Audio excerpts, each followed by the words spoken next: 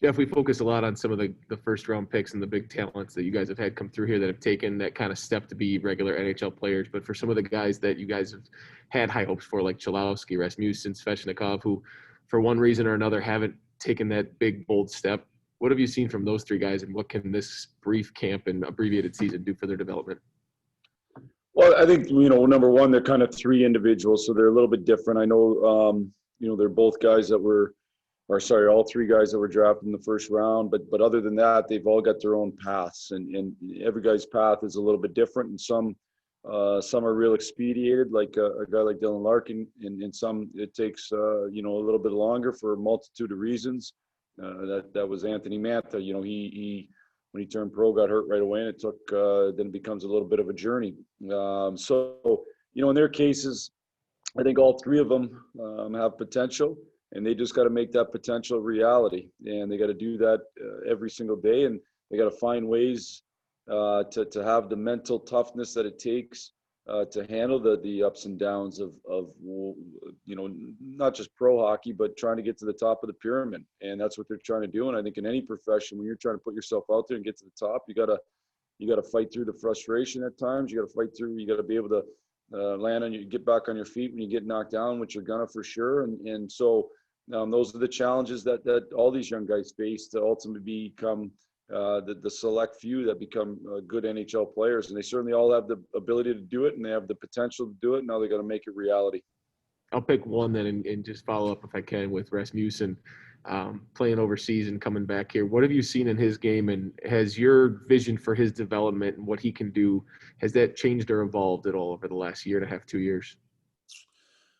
Well, I think, the big thing with Ras is we moved him to center permanently last year, and he got the opportunity to go to the American League and play that. It's a league that that's the purpose of the American League, is so that these guys can find their games at that level before you face the ultimate test in the NHL. And then I think having the opportunity to go overseas and play this when everybody else to a large degree couldn't play, I think is a great thing. It can only help. And so I think it was a smart decision by him. Ultimately, I think, as he can become a real big lockdown type center that can play against the other team's best players, that could really put him in a position to be a extremely valuable 5-on-5 player. And then, he's always got the real good ability to net front on the power play. So he's got two things that he can really, I think, separate himself from other guys. Now he's just got to prove it every day. And again, I think the mental toughness that it takes to fight through, he's had a number of injuries and fight through frustration and all that. It's going to be critical for him. Next up, we'll go to Helene St. James, the Detroit Free Press. Jeff, I know things can change, including lines, obviously, but what made you think to put Filppula with Gagne and Nemesnikov, and kind of what do you see that line's potential?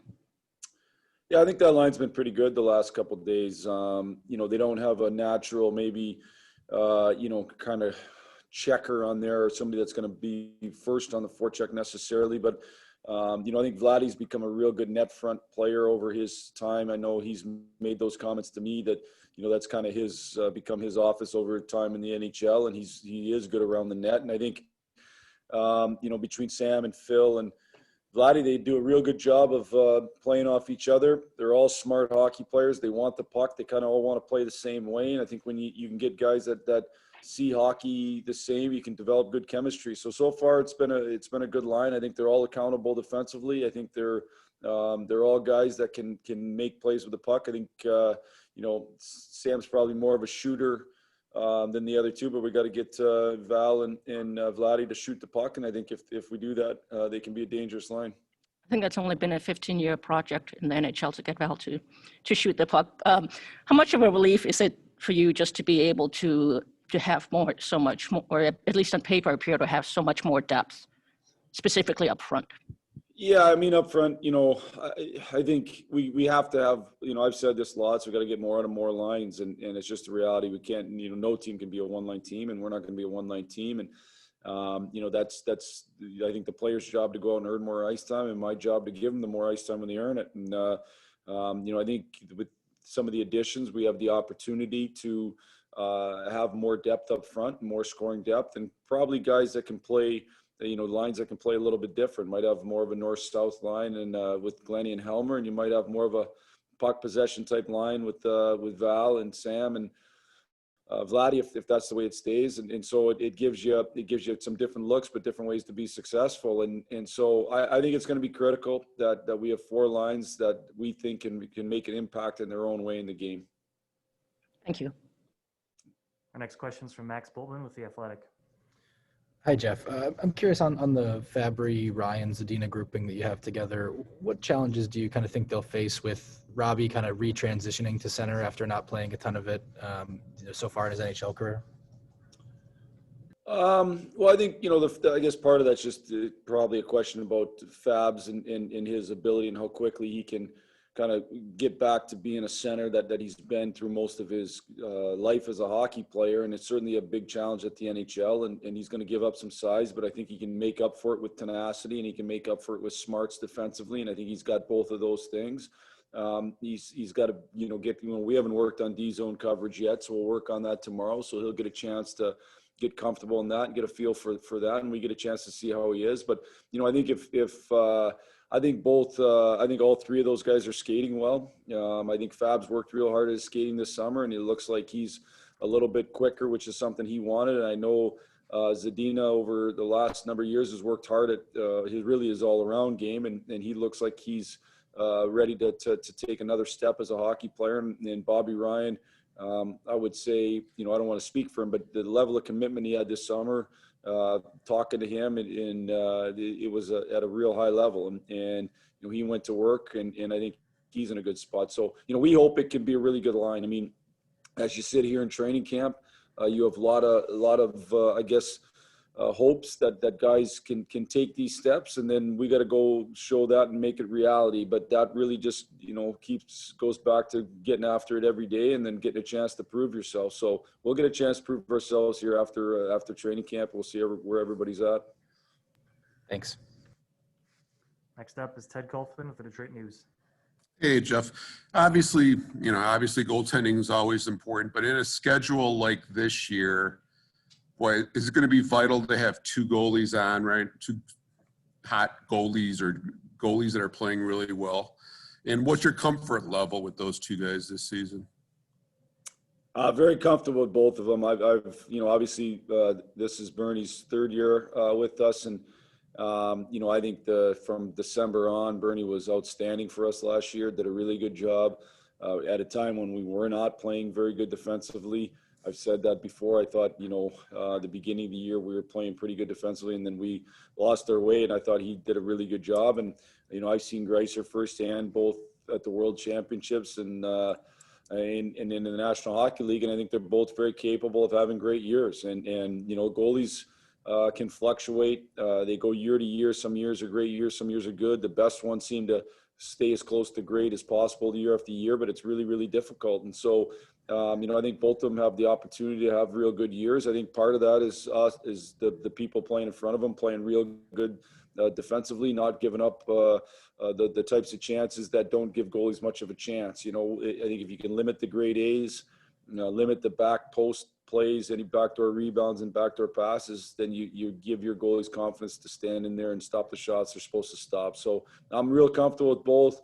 I know both are going to have an impact on our season, how we roll them out in terms of who plays when. We'll make those decisions as we move forward, but they're both going to have an impact on the season. Hey, what do you know about that Matthias Brome kid, and what's he shown you in a couple of days here?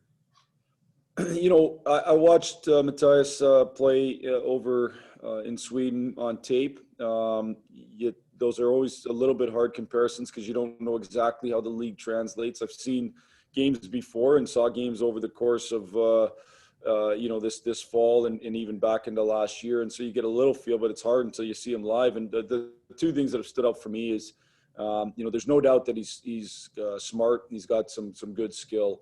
The 2 things that have stood out for me that are going to really help him be a good player at the NHL level is one, he seems to be a little thicker, a little stronger in his skates than what maybe I saw on tape. And 2, he's got good tenacity. So I think those 2 things will help an undersized guy have success. He's got some smarts, he's got some skills, so he's got a package that gives him a chance to be a solid NHLer or a good NHLer. And we'll keep giving him opportunities and looking and seeing where he's at.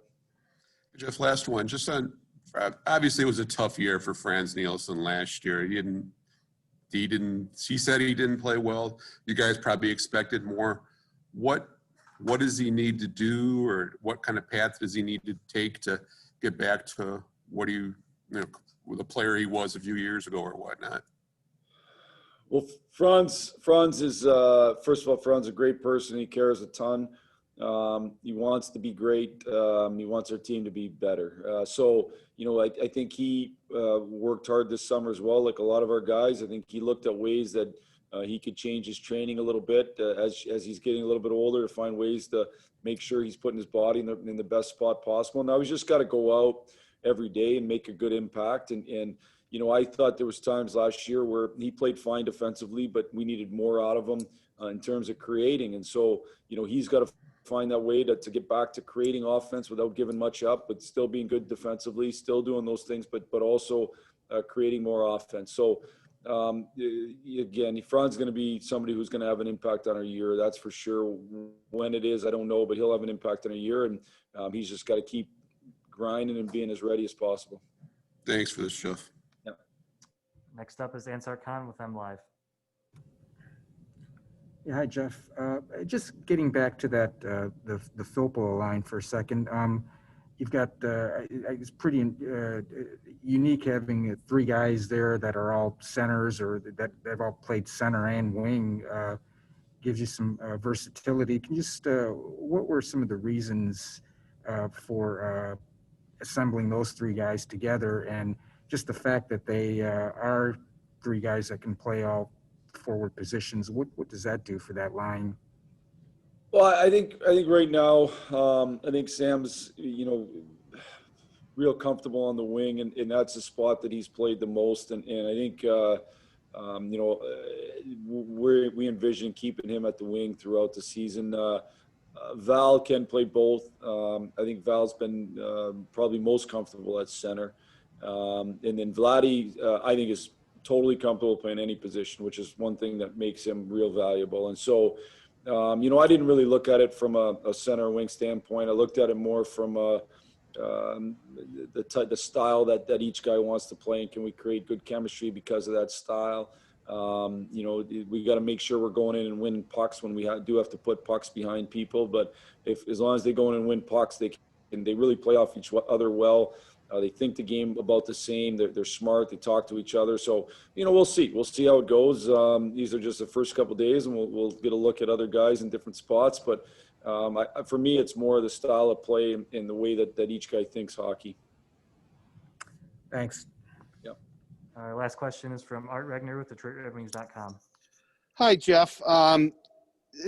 Would you say that this is a real serious camp, maybe because there's only 2 weeks to go, that it's easy to get the guys' attention? I mean, there just seems to be a focus here that maybe sometimes in previous camps that, at least, I've never participated, obviously, but I mean that it takes a while for the guys to get up and running. This seems to be, everybody seems to be here for one specific job. Well, I would say, I think when you go to normal camp, first of all, I think our guys are I think it's serious in when they're on the ice, they're working. I think there's a difference certainly when two factors at play here. One, you have less time and you have no exhibition game. So I think everybody understands how important every single day is to get themselves up to speed. And two, our guys have skated more than probably they ever had leading into a camp, because of the amount of time that we've had off, because of the unknowns when the season was going to start. Our guys were getting ready for a potential start for our training camp, maybe in November, even as early as the second week of November. And so they've been kind of working towards this for a long time. I've said it before, I think we got a hungry group. We got a group that wants to, that's been off for 10 months and wants to go and play. And so they've put themselves in position, I think, where this could be a camp where we could really hit the ground running. But it has been serious. I think our guys are ready to go. And again, we know we don't have much time at all to get ourselves ready. Thanks, Jeff. Thank you. Thanks, everyone. That wraps us up for today. We'll see you all again tomorrow.